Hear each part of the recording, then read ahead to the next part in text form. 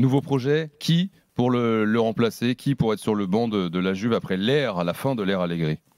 On va pas bouger de ce qui est évoqué dans l'after depuis bientôt 6 mois. Thiago Motta, sans doute, le principal candidat depuis des longs mois à la Juve, et pour initier ce nouveau projet avec des ambitions toujours de résultats, parce que tu es à la Juve et donc il faut gagner quand tu es à la Juve, mais aussi un changement radical de proposition de football.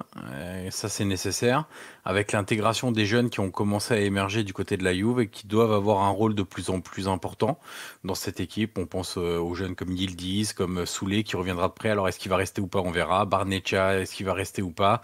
Mais il y a beaucoup de jeunes. Miretti doit prendre plus de place. Fagioli va revenir de sa suspension pour Paris sportif. Donc il y a pas mal Cambiasso aussi. Ouais, Cambiasso, exactement. Mais lui, il a déjà eu un rôle un peu plus important cette saison. Ouais. Mais quand il va retrouver Thiago Motta, avec qui il a beaucoup progressé à Bologne la saison dernière, je pense qu'il va passer un nouveau cap et ça peut devenir vraiment un joueur très important du football italien dans les années à venir, parce qu'il est extrêmement intelligent et qu'il a en plus une très grande qualité technique dans l'exécution de tout ce qu'il voit. Donc c'est absolument essentiel pour la Juve d'avoir un entraîneur qui va maintenant faire passer un cap à tous ces jeunes joueurs. C'est quasi sûr, hein, Motta, c'est ça? Ouais, c'est l'option numéro 1. Ok. Voilà. Il va les avoir en visu en plus la semaine prochaine, non? Il n'y a pas Et Bologne-Juve. du côté de Milan, qu'est-ce qui va se passer? Ils ont encore perdu aujourd'hui?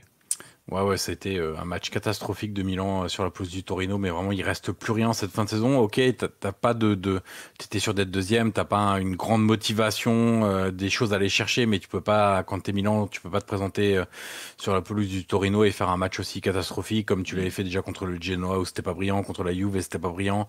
Donc non, la fin de saison du Milan est très pénible et c'est pas cool pour Pioli parce qu'il a apporté beaucoup de choses. Et finir comme ça pour Pioli à Milan, c'est indigne de ce qu'il a apporté pendant plusieurs saisons.